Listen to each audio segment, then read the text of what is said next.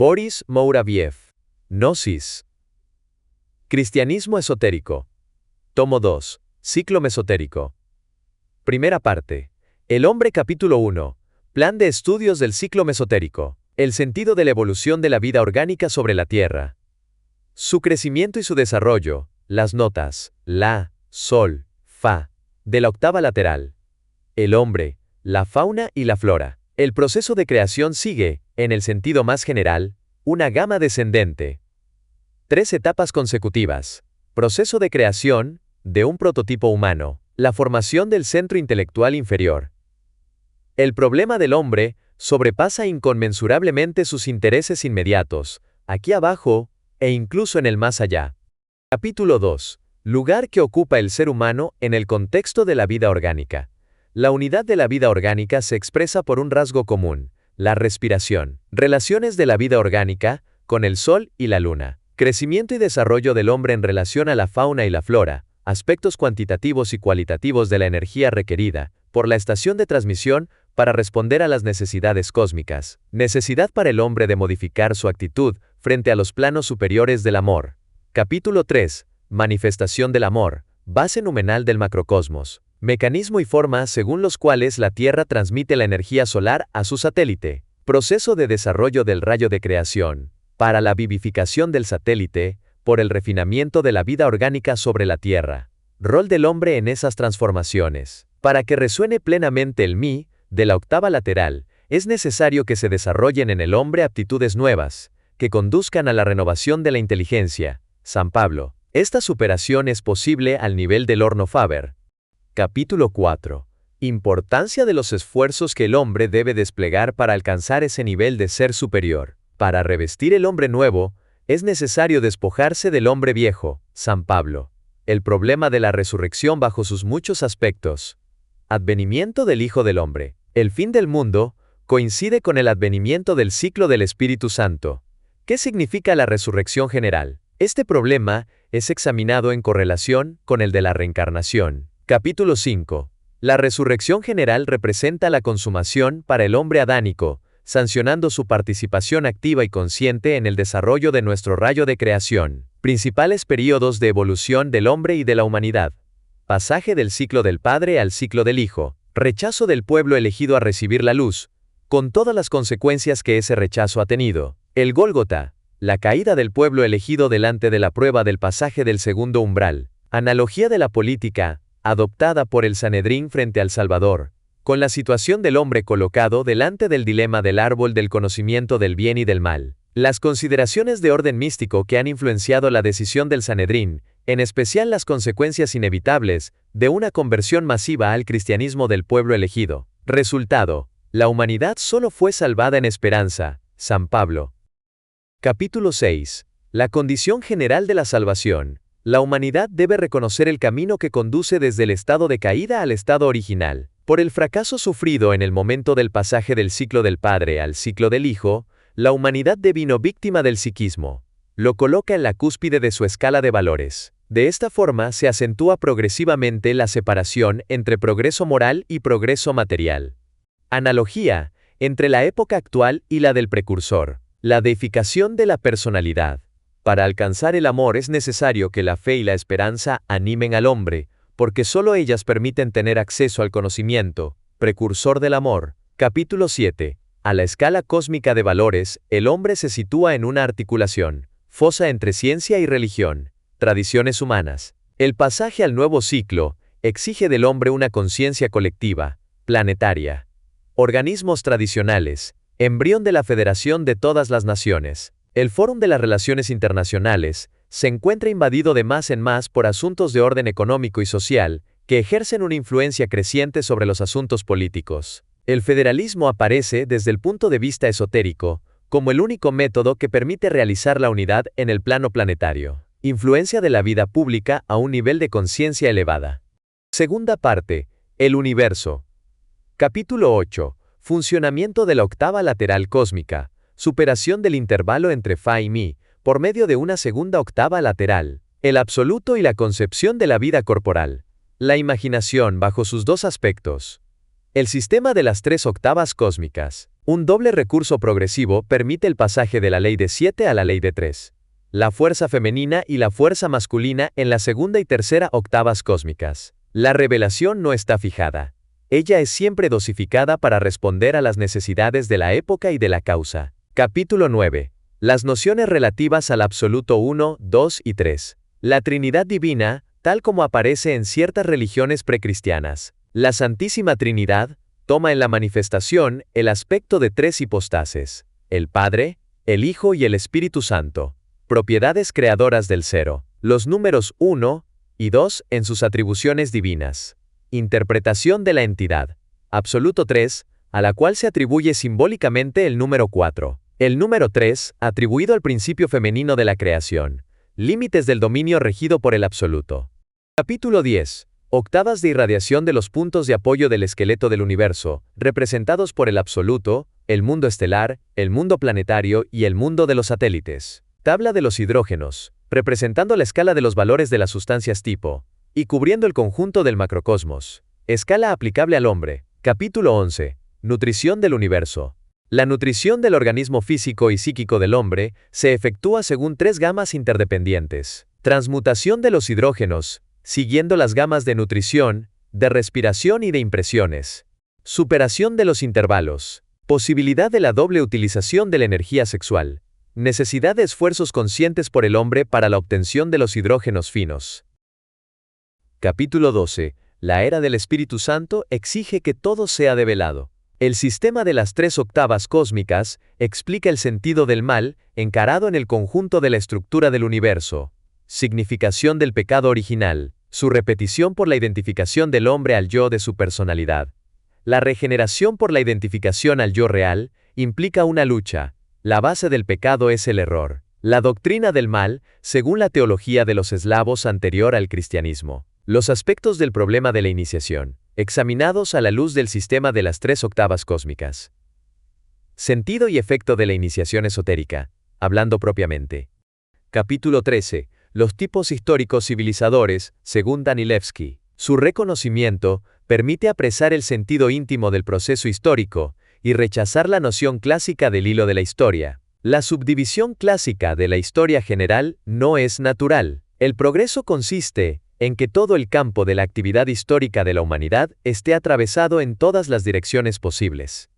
Los tipos históricos, civilizadores. Definición de cultura y de civilización en el sentido esotérico. Solo la aparición del hombre nuevo, de entre todos los tipos históricos civilizadores, puede permitir la puesta en punto de una nueva organización de la sociedad humana. Desplazamiento de los esfuerzos cumplidos sobre el plano de las influencias A al de las influencias B. Capítulo 14. Las cuatro particularidades esenciales del cristianismo. La unificación del mundo, tanto sobre el plano material como sobre el plano psíquico, se efectúa delante de nuestros ojos. Una tendencia a la unidad sobre el plano espiritual se manifiesta en el cristianismo en la hora actual.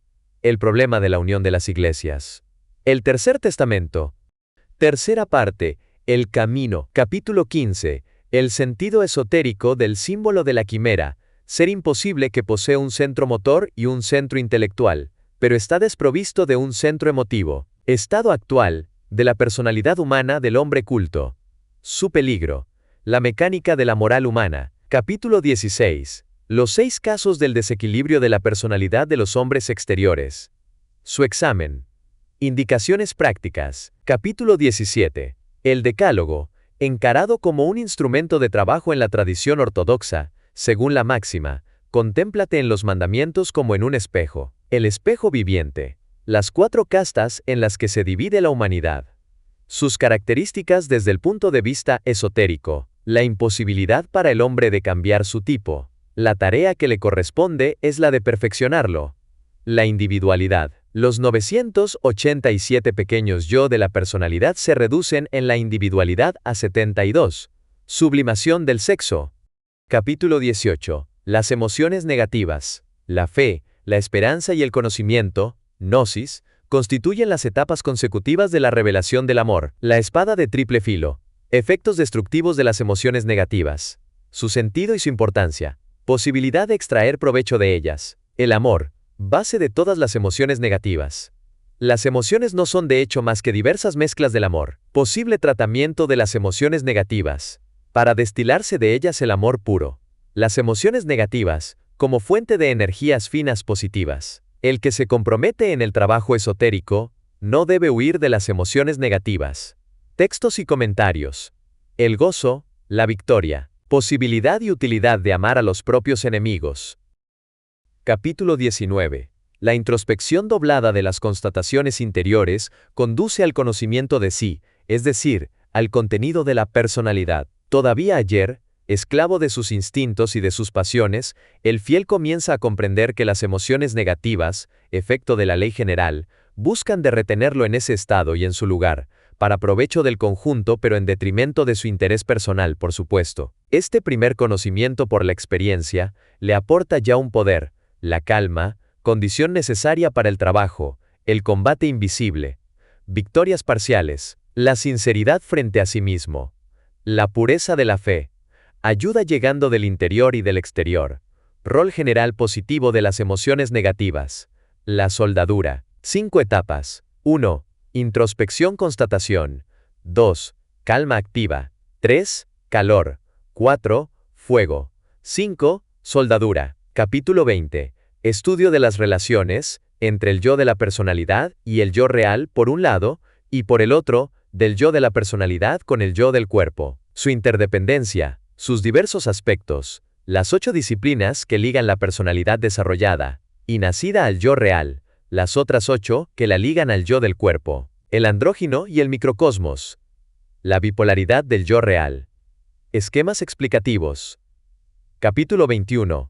El sentido de la vida humana. Sentencias de Pushkin y de Lermontov. El libro de oro. Libro de la vida y de los vivientes. La naturaleza divina del amor. El texto del libro de oro. La meta de la vida es alcanzar el amor. Texto del libro de oro. Relativo a los seres polares. Polaridad de sus centros sexuales. Los 3 bautismos. Bautismo de agua, bautismo de fuego y bautismo de espíritu. Introducción. El primer volumen de Gnosis está consagrado al ciclo exotérico de la enseñanza tradicional. El presente corresponde al ciclo mesotérico. El último se referirá al ciclo esotérico, propiamente dicho. En la enseñanza tradicional sistemática, cada uno de los ciclos se relaciona con una tarea análoga a la de los 3 niveles de la enseñanza pública. De esta forma, 1. El ciclo exotérico corresponde a la enseñanza esotérica primaria. Como tal, tiene por objetivo proveer al estudiante un instrumento de trabajo, de alguna manera constituye entonces el ABC de la doctrina. 2. El ciclo mesotérico, como la enseñanza secundaria, procura comunicar al estudiante los elementos de una cultura general y hacerle aprender un método.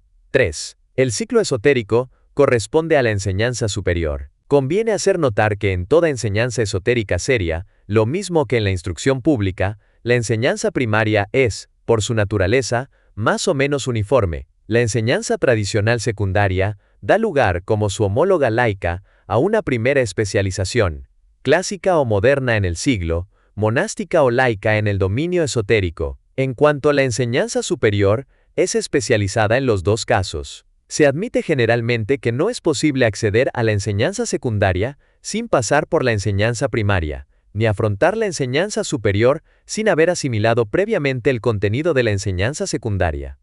Estos grados operan una selección automática de las personas aptas para convertirse en elementos activos de la élite cultural en la sociedad humana. Lo mismo es en el dominio esotérico, al menos teóricamente. En la práctica, mientras que no se intentaría, por ejemplo, discutir las propiedades del binomio de Newton, sin haber estudiado álgebra, sin lo cual toda opinión emitida al respecto carecería forzosamente de valor, en el dominio esotérico, se cree demasiado a menudo ser apto para juzgar, sin haber aprendido previamente los rudimentos de esta clase de conocimiento. Además, se exige frecuentemente de la enseñanza esotérica, una simplicidad fundada sobre el principio generalmente admitido de que la verdad en sí debe ser simple. De esto se deduce que el acceso a la verdad también debe ser simple, y el método que conduce a ella, fácilmente asimilable. Esta tesis es exacta a condición de que nosotros mismos seamos simples, es decir, justos, en el sentido evangélico. Desgraciadamente, por el hecho de la anarquía de nuestros 987 pequeños yoes,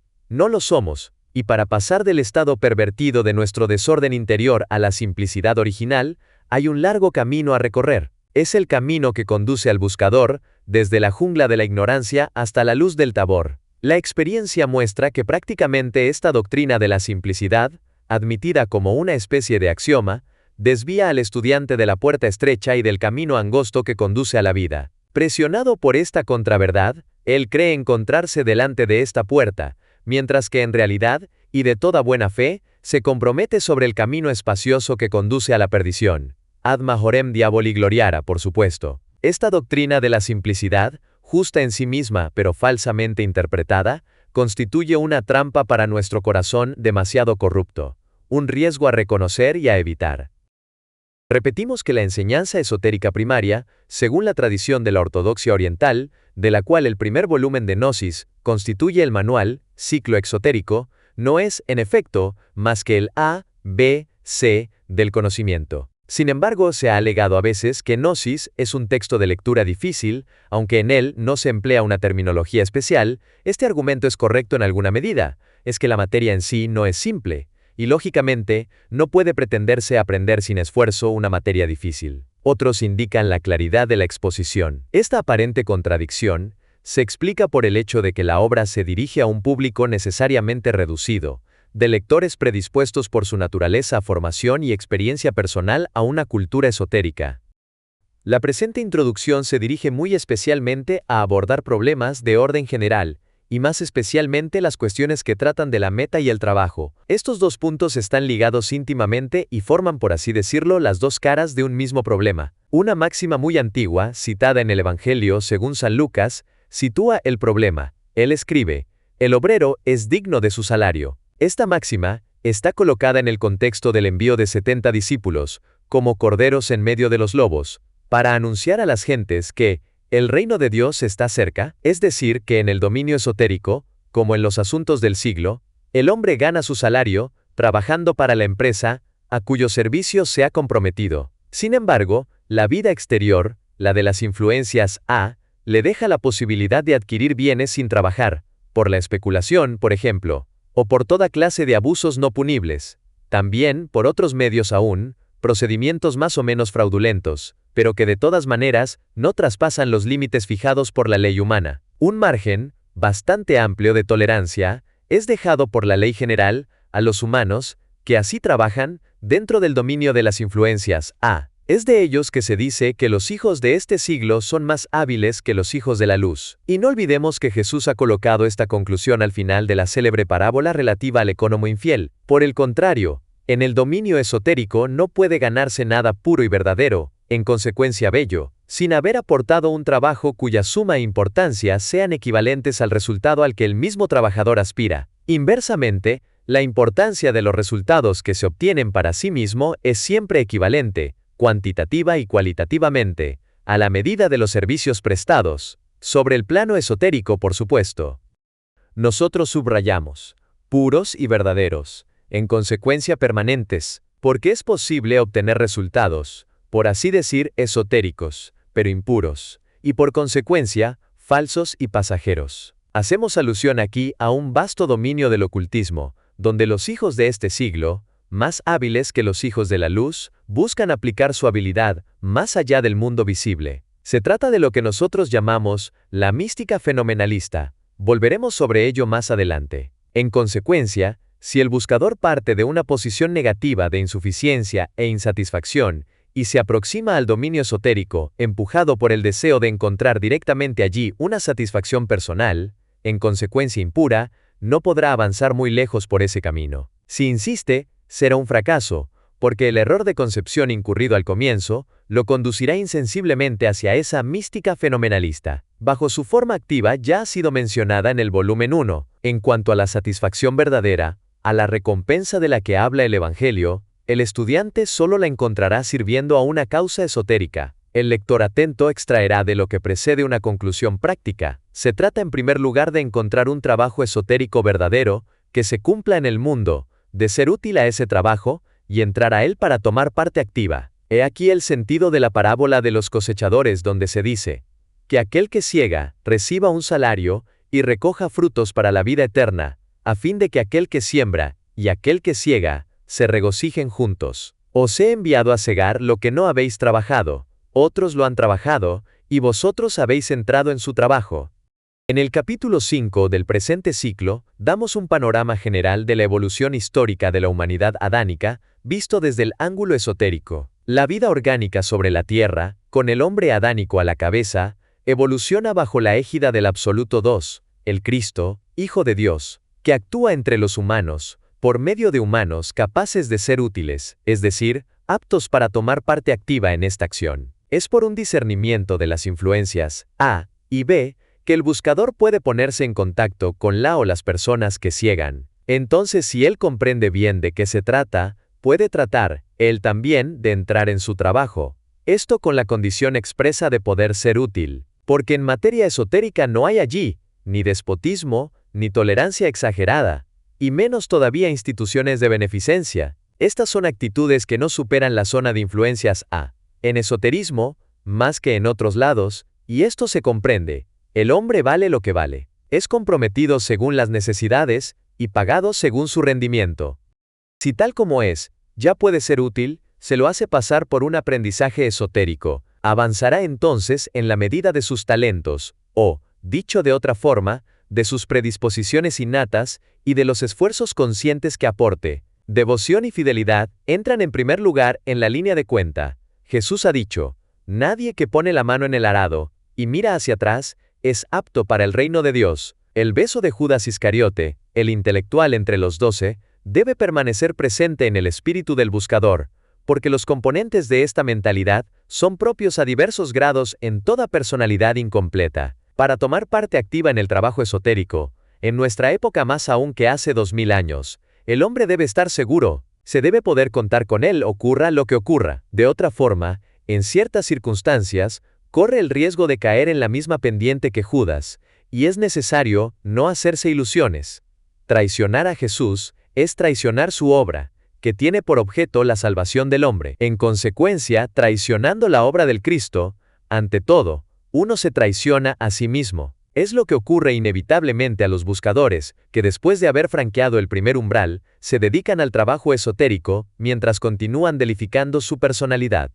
Examinemos ahora el caso de aquellos que el Evangelio llama los lobos rapaces. Jesús dice, guardaos de los falsos profetas, vienen a vosotros vestidos de corderos, pero por dentro son lobos rapaces, y agrega, por sus frutos los reconoceréis. Lo que es difícil, si no imposible, para el hombre que todavía no está suficientemente evolucionado esotéricamente, es discernir espontáneamente los falsos profetas. Los reconocerá más fácilmente por sus frutos, es decir, según los resultados observables de sus obras, que constituyen indicios. La tradición conoce y enseña toda una ciencia de los indicios. Jesús dice, es imposible que no vengan escándalos, pero desgraciado de aquel por el que vengan. Sería mejor para él que se ponga al cuello una piedra de molino y se arroje al mar. Por el momento no intentamos comprender las razones por las cuales es imposible, como lo ha dicho Jesús, que no vengan escándalos en el mundo. Tomemos este texto como una advertencia, y no olvidemos que su sentido es doble,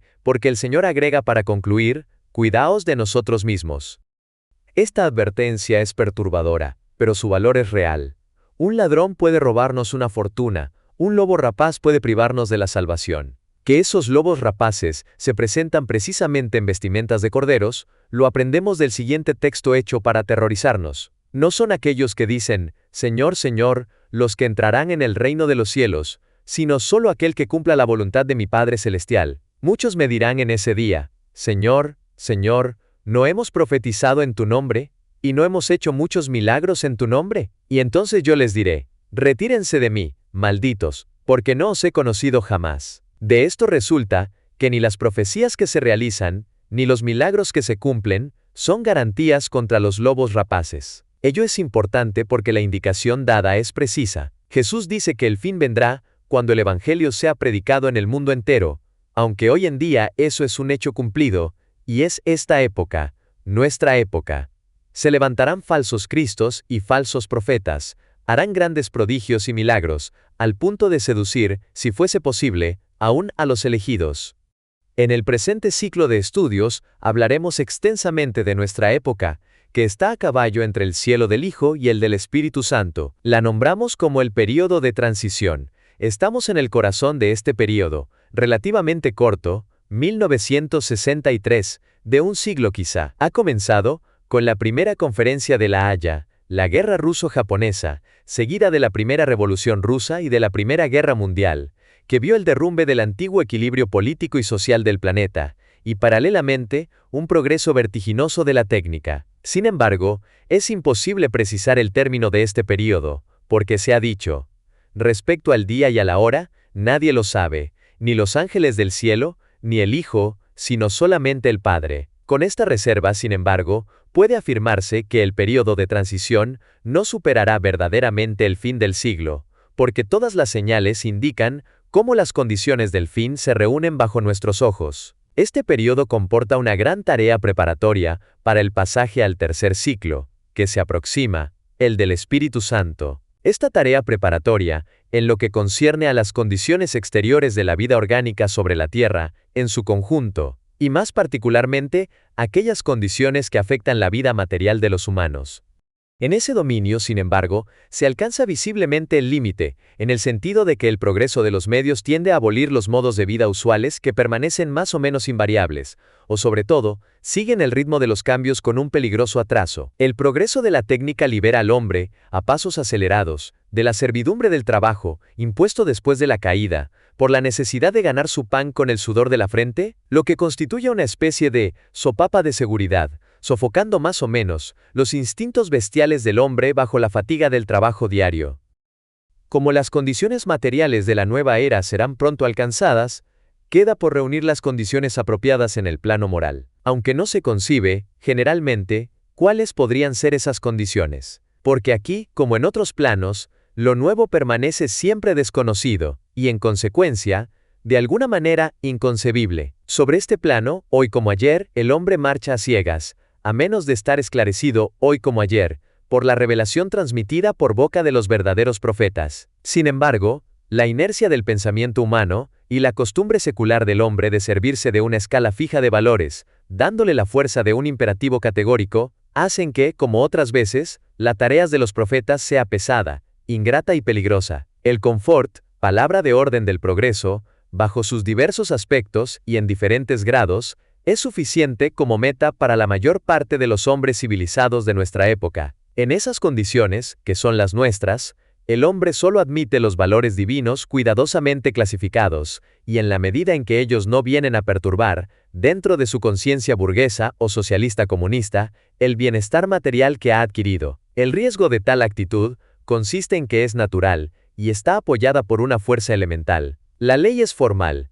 Nadie, después de haber bebido el vino viejo, quiere el vino nuevo, porque se dice que el viejo es mejor.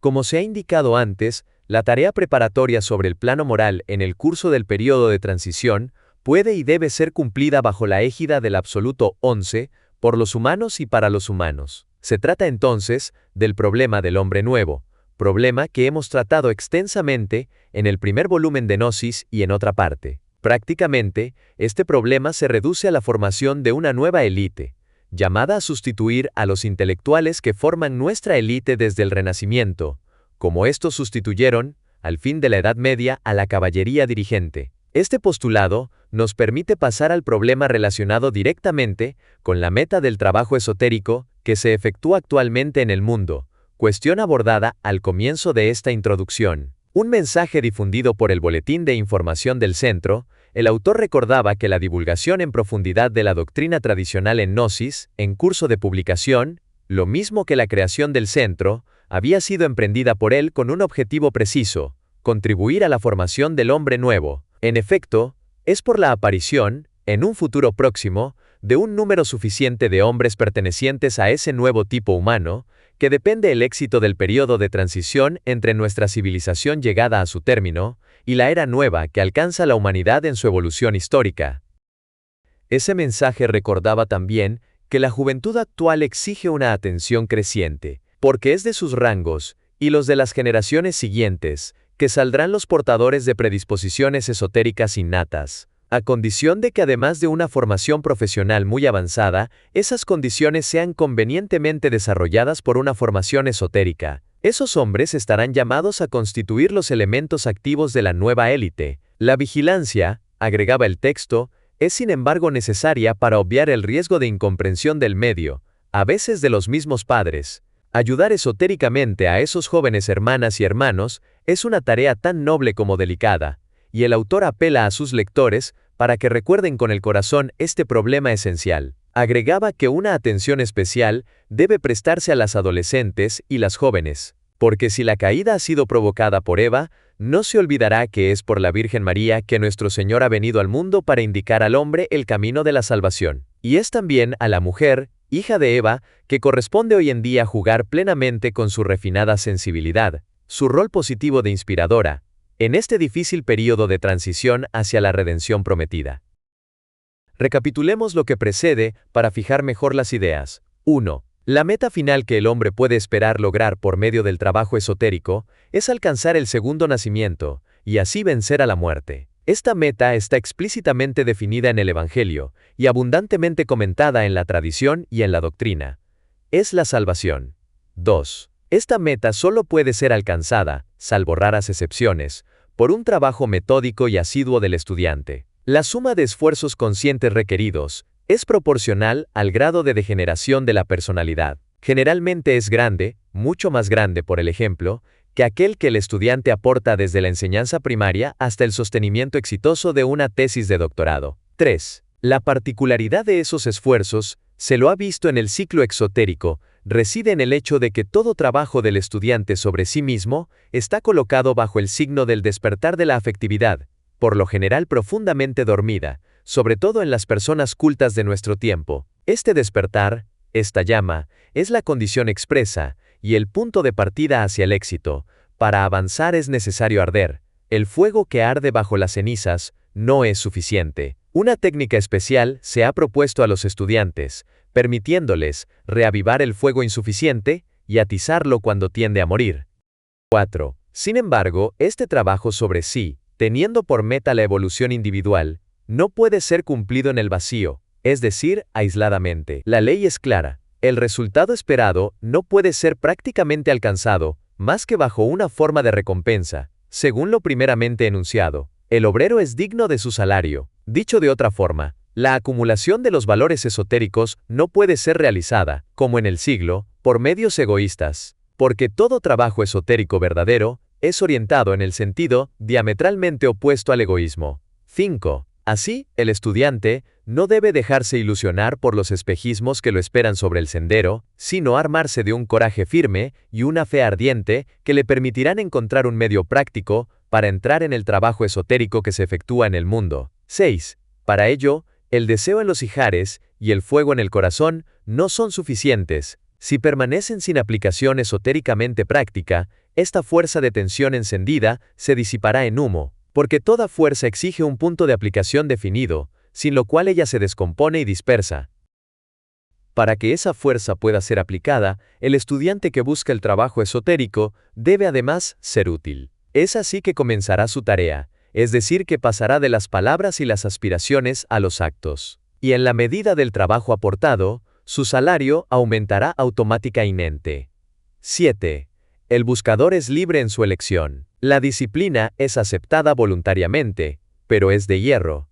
El estudiante puede abandonar el trabajo en cualquier momento para volver a los intereses del siglo. Sin embargo, permanecerá intoxicado, porque la participación en el trabajo esotérico le desvenda progresivamente los ojos, diluye ante su mirada los colores de la vida exterior y quiebra su antigua escala de valores. La libertad de elección y de iniciativa exigida al buscador comporta un riesgo, el de tomar lo falso por verdadero, lo impuro por puro, de prestarse al escándalo de los poderes, etc. De todas formas, el error cometido por un corazón puro y ardiente, por consecuencia, el error sincero no comporta en sí mismo un peligro mortal, porque será advertido a tiempo, si persiste en su error.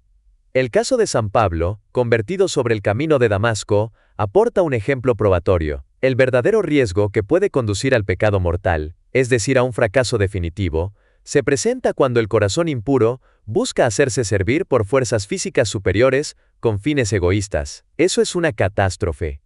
Este último punto demanda un comentario. Un fenómeno curioso se produce en el espíritu humano en relación con las teorías y con los hechos revelados del campo esotérico, generalmente herméticos. Ya lo hemos señalado. Volvamos a ello una vez más, bajo un aspecto algo diferente. Vale la pena porque el hecho es importante. Se admite sin discusión que en materia de ciencia positiva, pura, moral o aplicada, para emitir una opinión valedera es necesario ser versado en la materia, y para hablar seriamente, es necesario hablar de lo que se sabe, lo que presupone estudios previos apropiados. Ocurre de otra manera en el dominio esotérico. Allí, algunos se creen competentes sin siquiera haber pasado por la enseñanza primaria. Se juzga antes de haber desarrollado en sí el propio instrumento, como para dar un juicio, aunque se sabe que lo semejante no puede ser concebido, comprendido, y por consecuencia, juzgado más que por lo semejante, o por lo superior. Si tal no fuera el caso, los juicios, las discusiones y las opiniones emitidas en el caso sobre las ideas y los hechos esotéricos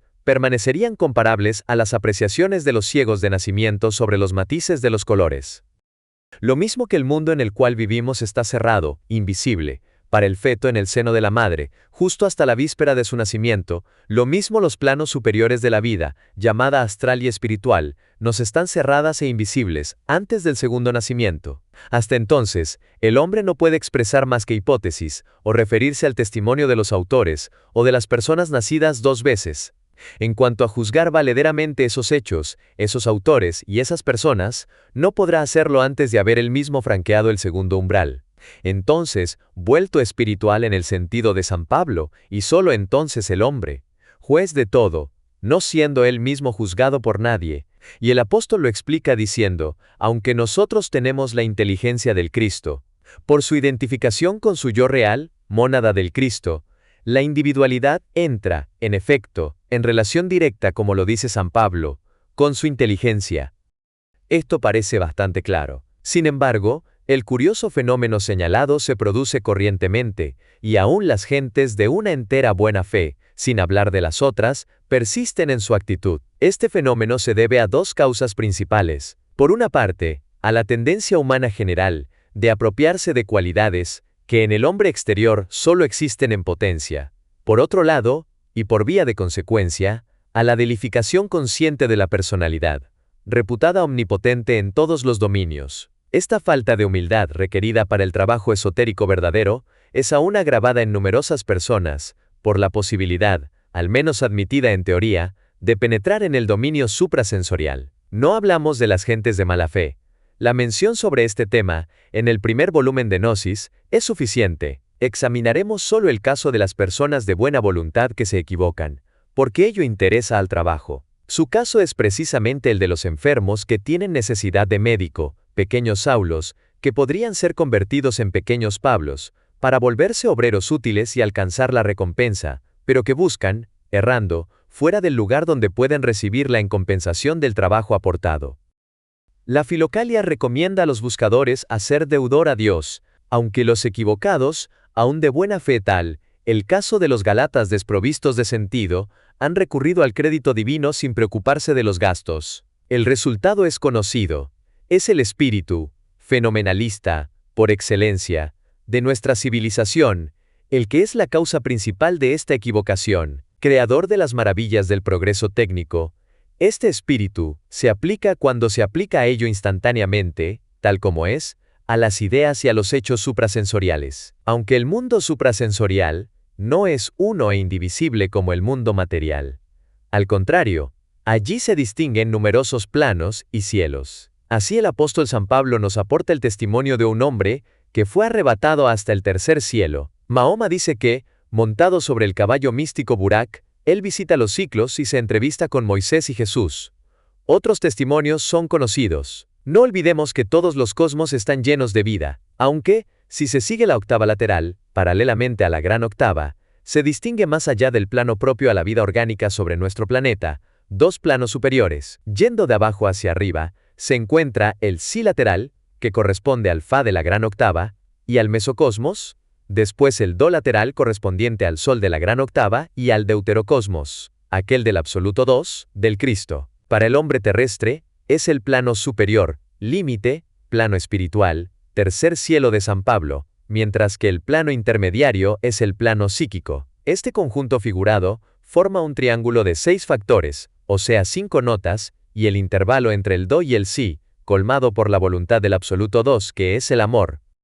El plano intermediario, visto desde arriba, corresponde a los elementos que aseguran la aparición, después la existencia psíquica y psicofísica de la vida orgánica sobre la Tierra. La aparición y la existencia física y psicofísica vienen de otra parte, se volverá sobre esto más adelante. Este plano está lleno de la voluntad del absoluto 2 y corresponde a la atmósfera, en la acepción más extensa del término, el mesocosmos. Es el dominio de numerosos planos psíquicos que van desde los más groseros, en el sí, hasta los más sutiles, en el yi. El espíritu fenomenalista busca hechos en el trabajo esotérico, manifestaciones, que le confirmen lo bien fundamentado de su trabajo, o que, simplemente, satisfaga su curiosidad. Es allí que reside el escándalo y el peligro señalados, porque es posible obtener, bastante fácilmente, los hechos deseados en el dominio del sí, al que pertenece la personalidad humana. Sin embargo, anclada sólidamente en el cuerpo físico, ella es generalmente incapaz de entrar en relación directa con ese plano. Aunque ciertas personas, llamadas sensitivas, tienen la facultad innata o adquirida de debilitar momentáneamente los lazos de la personalidad con el cuerpo físico, y pueden, sin evolución esotérica alguna, entrar en relación con ese plano, con las capas groseras del sí. A menudo los hechos así obtenidos son considerados por las personas que las buscan como provenientes del plano espiritual, o al menos de las capas sutiles del yen, expresando la voluntad del absoluto 2, ya que él se encuentra en contacto directo con él y colmado de su amor. El dominio del yen es el de las individualidades, de los santos y de las entidades de ese orden encargadas de misiones en los diversos planos. Por el contrario, el dominio del sí es una vasta reserva de entidades psíquicas, sin contactos con el plano superior, comprendiendo, entre otras, las personalidades desencarnadas que permanecen allí, esperando su segunda muerte, equivalente negativo del segundo nacimiento, que se produce generalmente a los 40 días después de la muerte del cuerpo físico. La tradición ortodoxa pone expresamente en guardia a los buscadores contra los contactos con ese dominio lleno de peligros y, sobre todo, de las peores ilusiones. En la práctica esotérica, plegarias especiales son dichas para evitar relaciones de esa naturaleza y sobre todo las visiones tan buscadas por ciertas enseñanzas, equivocadas, por supuesto. Esas plegarias están destinadas a evitar la caída en una trampa mística, que se presenta de la siguiente manera. Ocurre frecuentemente que entidades pertenecientes al dominio del sí buscan entrar en contacto con los humanos, más particularmente con aquellos que desean establecer una relación con el más allá. El objetivo de esas entidades es entonces intervenir en la vida terrestre para extraer de allí un aporte de vitalidad para vaciar los deseos insatisfechos que han llevado más allá de su vida física. La potencia de la intervención de estas entidades está en función de la necesidad que encuentran. La tradición ortodoxa las clasifica en la categoría de diablitos. La aspiración a los milagros, a las visiones, etc.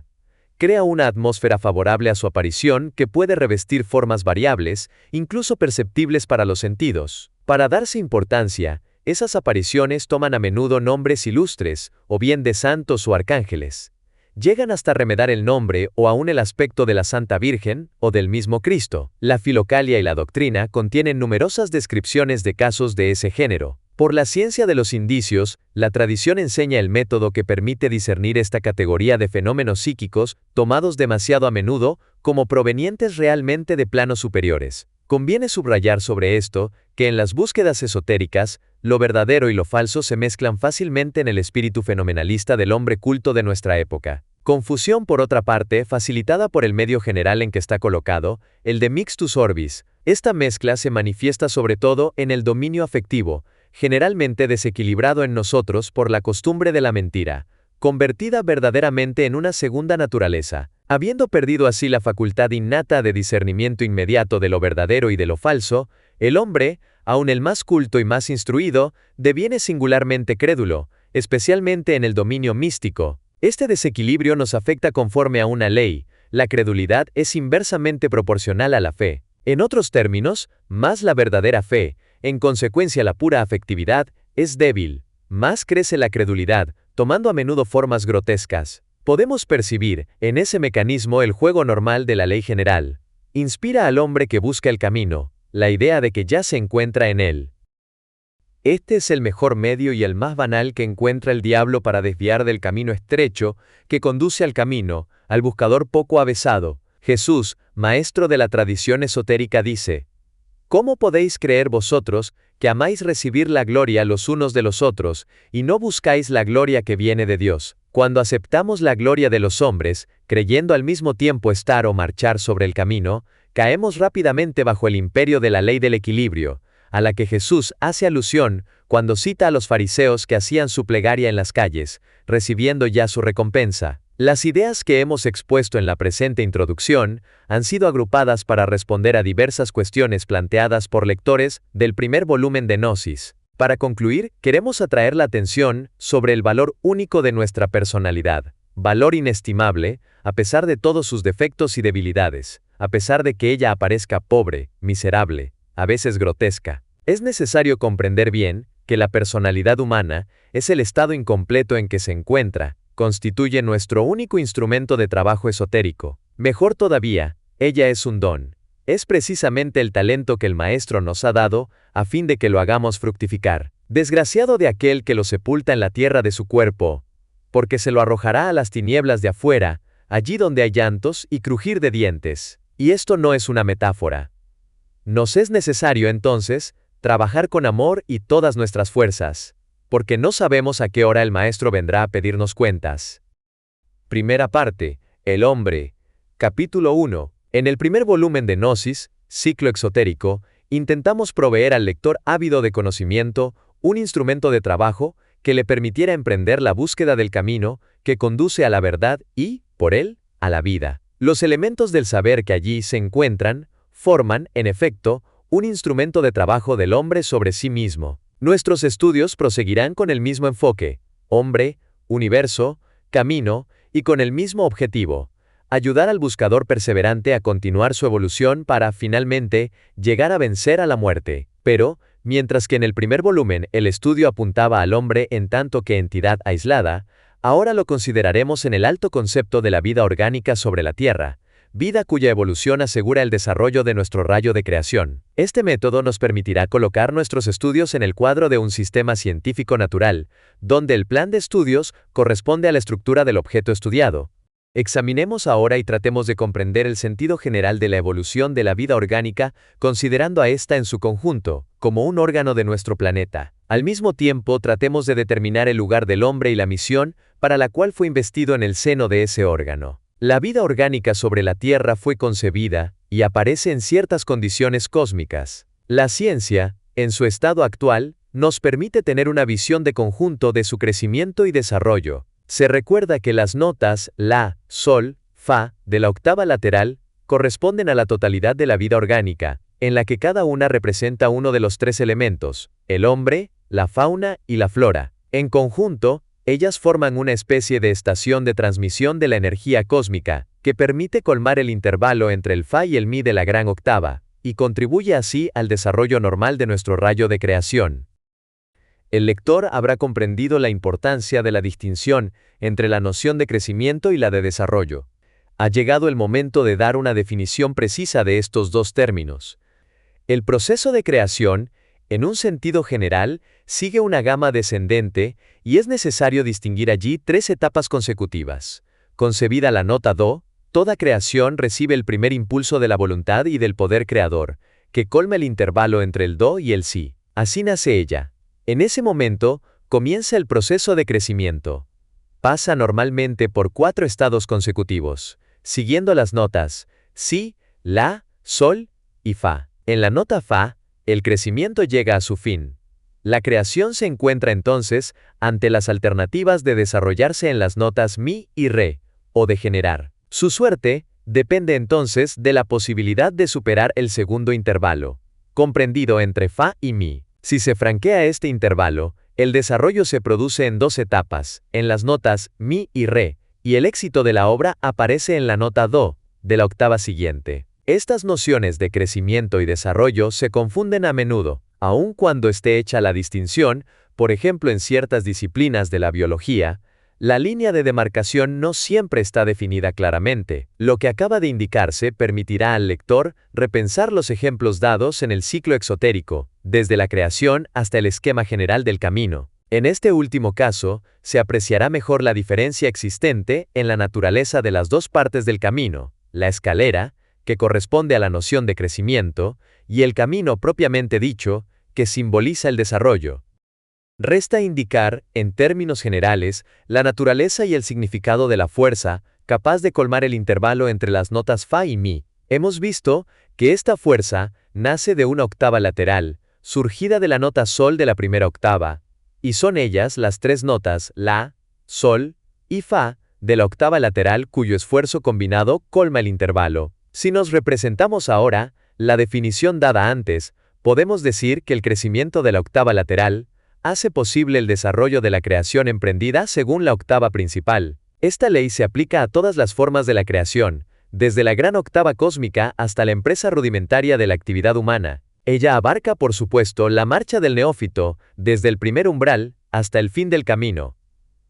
Volvamos ahora a la vida orgánica sobre la Tierra. Es por el crecimiento de este órgano que puede completarse el desarrollo de nuestro rayo de creación, elemento de la gran octava cósmica. Pero ¿cómo está hoy en día el crecimiento de la vida orgánica sobre la Tierra? ¿Y cuáles son, por esta circunstancia, las perspectivas ofrecidas al desarrollo de nuestro rayo de creación? El conjunto de datos aportados por la historia natural y la antropología permite seguir la evolución del crecimiento de la vida orgánica desde épocas muy arcaicas, y si ignoramos su génesis, al menos podemos representarnos las etapas de crecimiento de los diversos componentes de la vida orgánica. Como todo crecimiento reviste un doble aspecto, cualitativo y cuantitativo. Hemos visto que el efecto vivificante de la energía surgida del absoluto uno es el resultado del flujo y del reflujo de las ondas que se propagan a lo largo del rayo de creación. El mismo fenómeno se produce a lo largo de la octava lateral. El crecimiento de la vida orgánica se realiza por etapas, a medida que la energía surgida del absoluto 2 provoca una reacción de respuesta. Asimismo, la energía acumulada en un grano bajo su forma potencial toma la misma forma cinética, forma de crecimiento, cuando el grano es sembrado y provoca la reacción de la Tierra. Como en toda octava descendente, la energía surgida del absoluto 2 reviste un carácter masculino.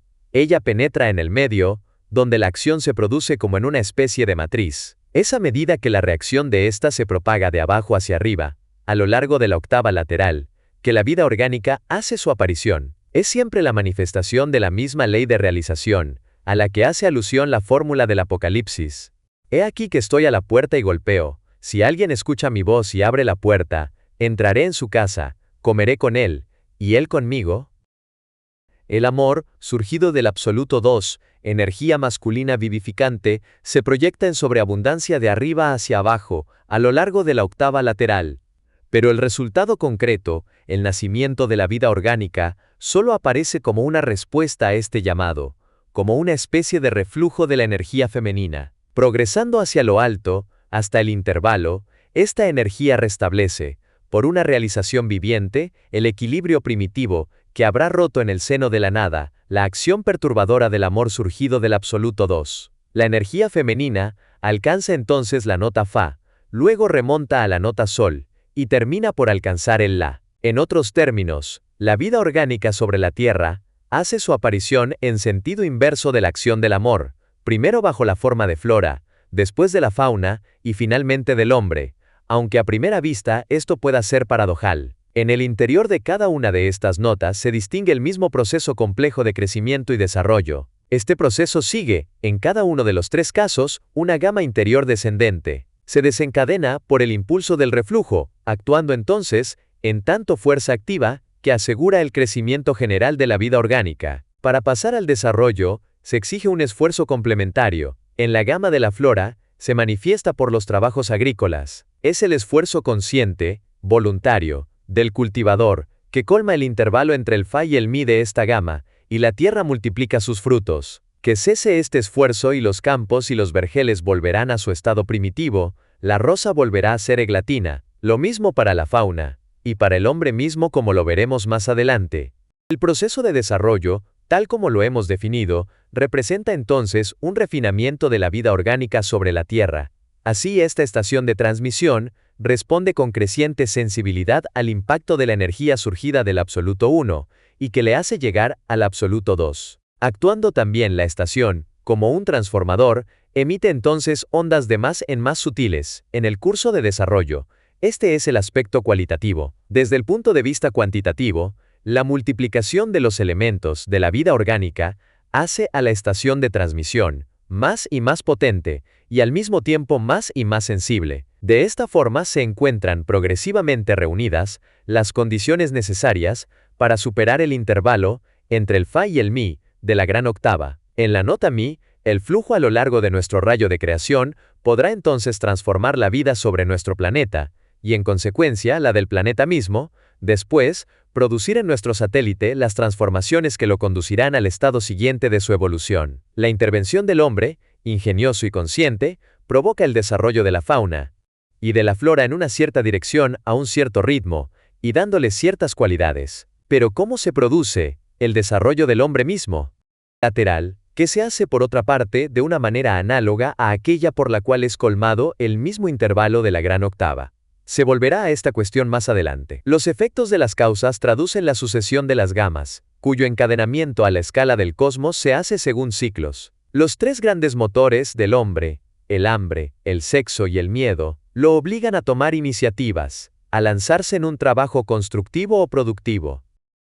¿Bajo qué influencia necesariamente exterior es superado el intervalo entre el fa y el mi de la gama evolutiva de la humanidad para permitir al hombre sobrepasar el crecimiento y acceder al desarrollo? En la medida humana del tiempo, el conjunto del proceso de crecimiento y desarrollo del hombre aparece especialmente largo. Sin embargo, como el crecimiento ocupa 4 notas de la gama y el desarrollo solamente 2, este último es mucho más corto que el primero. Esta diferencia se acentúa aún por el hecho de que todo proceso de creación, si evoluciona normalmente, siempre se va acelerando. Mientras que el crecimiento de la especie humana ha durado millones de años, el hombre de tipo físico contemporáneo, Homo sapiens fossilis, tipo todavía bien primitivo, habría aparecido hace solo 40.000 años, en la época del Paleolítico posterior, y el tipo psíquico del hombre moderno, el hombre exterior, Homo sapiens recens, remontaría aproximadamente a 14.000 años. Si se quiere representar por un gráfico el conjunto del crecimiento y desarrollo del hombre, llevando el tiempo sobre el eje de las abscisas, es necesario darle al crecimiento 2000 veces el largo atribuido al desarrollo. Y la ascensión de esta curva, según el eje de las ordenadas, insignificante en el curso del crecimiento, toma un carácter muy rápido en la época del desarrollo.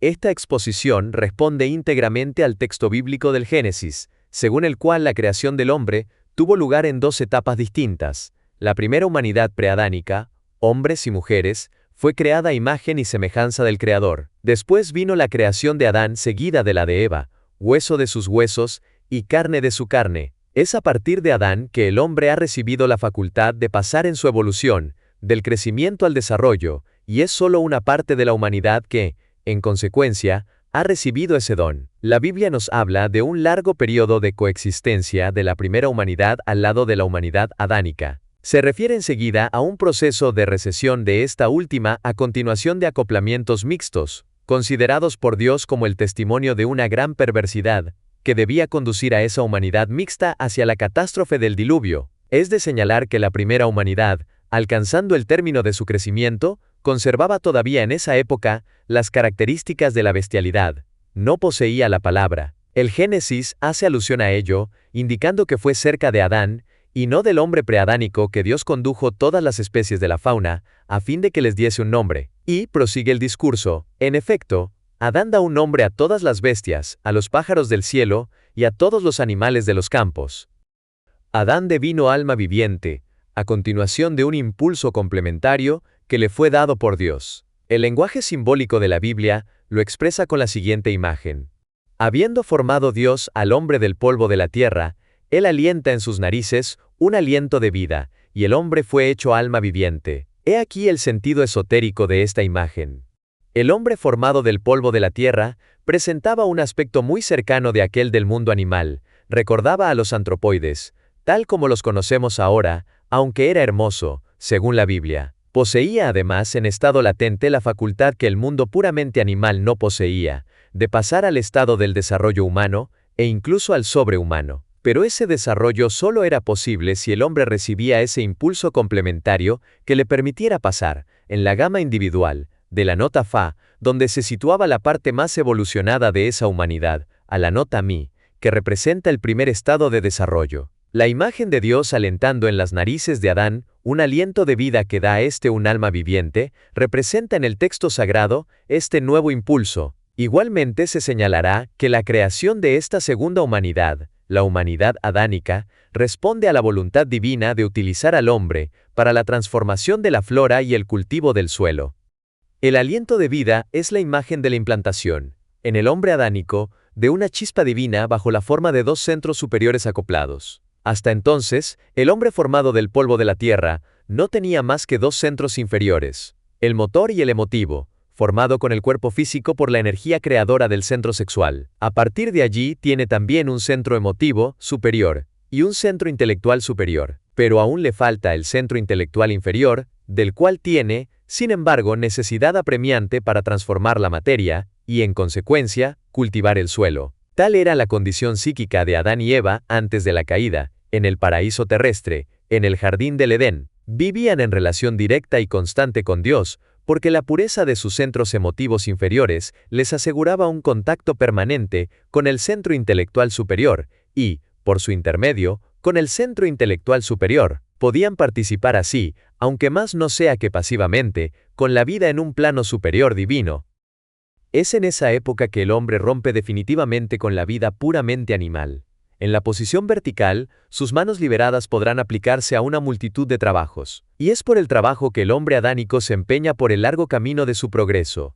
Hasta entonces él no era más que un consumidor. A partir de allí se transforma en productor. Adán era sabio, de sabiduría divina que penetraba en él por los centros superiores y por el centro emotivo inferior que permanecía en su pureza original. Ese estado de inocente simplicidad de una cualidad superior, pero inconsciente del hecho de que Adán contactase pasivamente los planos más elevados, es descrito en el Génesis de una manera extraña a primera vista. El texto dice, Adán y su mujer estaban desnudos y no tenían vergüenza. Sin embargo, el trabajo creador, tan primitivo como fuese, coloca al hombre adánico delante de la necesidad de formular metas y de apreciar la oportunidad de las medidas a tomar para alcanzarlas. Bajo esta presión es que aparece la necesidad de juicio, dicho de otra forma, de un espíritu crítico. El estado de beatitud inconsciente de la vida en el Edén corresponde al pasaje, por Adán y Eva, del intervalo Fa, a Mi, de su octava de evolución. Pero cuanto más la pareja avanzaba,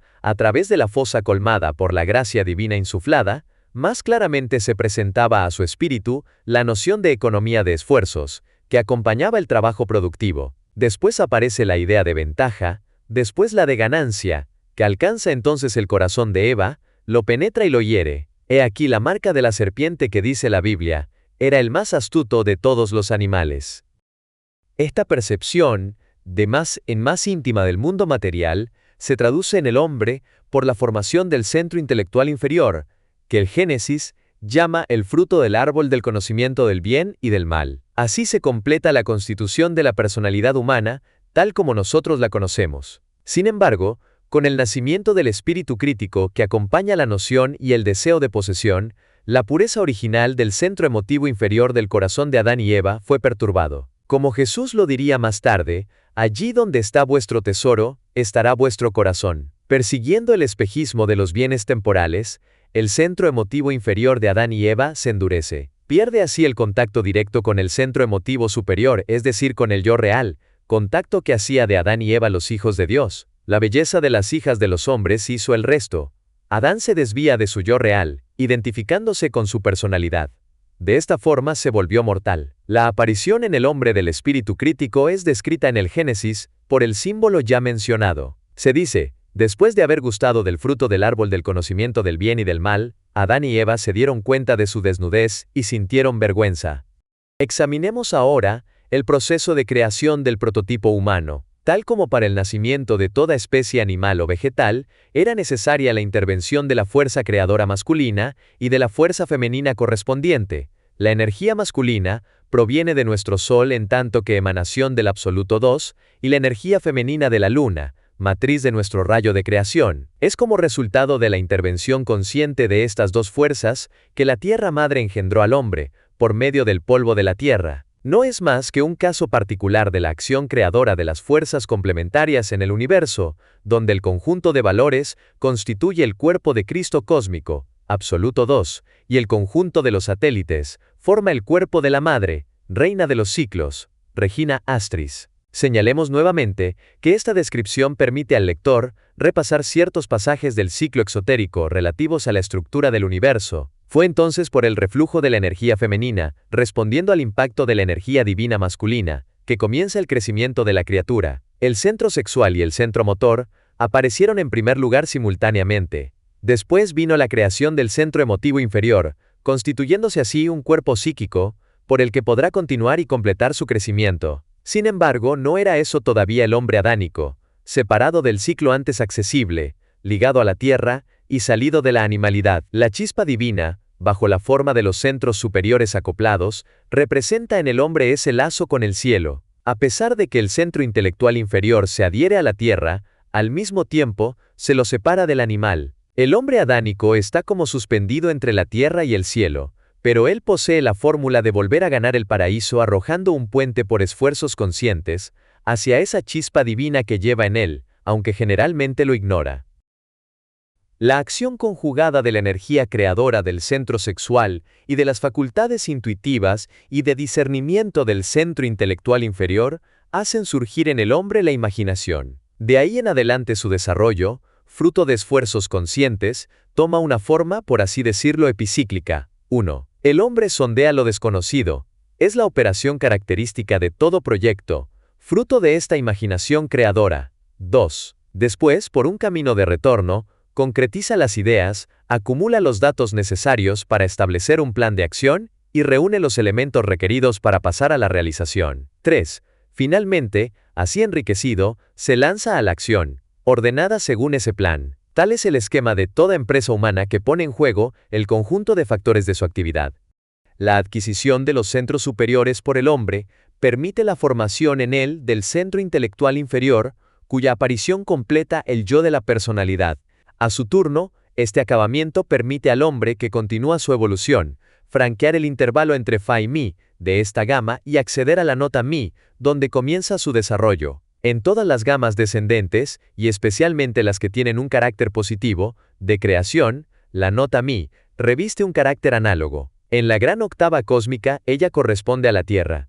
Se recordará también que el sentido esotérico de esta sílaba es mixtus orbis, mundo mezclado. En la octava de la evolución humana, cuando el crecimiento se termina y se franquea el intervalo, la vida interior del hombre toma el mismo carácter de mixtos orbis, es decir, que el hombre cesa de tener una única orientación como en el caso para el animal o la planta, desprovistos de la facultad de desarrollo individual. La evolución animal y vegetal se detiene con la fructificación. El animal y la planta, con más fuerte razón, no tienen y no pueden tener conflictos internos. No tienen más que un objetivo, la preservación de la vida con vistas a la procreación, y todos los esfuerzos se centran hacia esa meta. El hombre, por el contrario, vive en un reino de dudas y de conflictos internos, que a veces producen en él verdaderos desgarramientos. Es raro que la huida al abrigo de la vida burguesa, con sus pasiones mediocres, sus intereses voluntariamente limitados, y con el corazón en ralentí,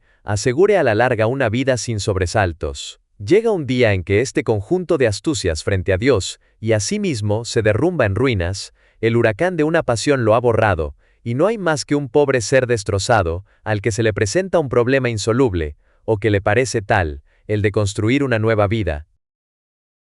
En su evolución personal, el hombre tiene por delante un doble objetivo. De una parte, la conservación y la procreación, secuela de su vida animal, y por otro lado su desarrollo esotérico que le permitirá alcanzar la individualidad en esta vida, si es posible, por la toma de conciencia de su yo real en el segundo nacimiento. Naturalmente, el segundo objetivo supera enormemente en importancia al primero, su valor no tiene medida, pero el hombre exterior no lo sabe, y él perece por el bronce, tomándolo por oro. El cuadro de la evolución de la especie humana, según el proceso crecimiento-desarrollo, cuadro del cual la Biblia nos ha dejado el discurso simbólico, ha sido preservado por la tradición esotérica desde tiempos inmemoriales. Desde este punto de vista puede citarse el testimonio de ciertos textos relativos a los misterios y a la filosofía helénica. Después del advenimiento del Cristo, cuando las tradiciones hasta entonces herméticas salieron en parte del secreto, algunas de ellas fueron incorporadas en las doctrinas de las escuelas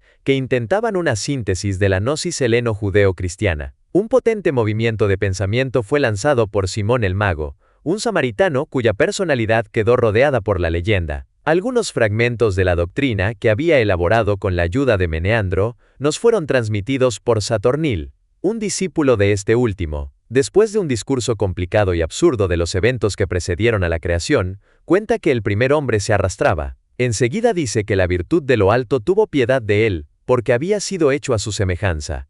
Le envía una chispa de vida, enseña Saturnil, la que, después de la muerte, remonta hacia los seres superiores con los cuales se emparenta.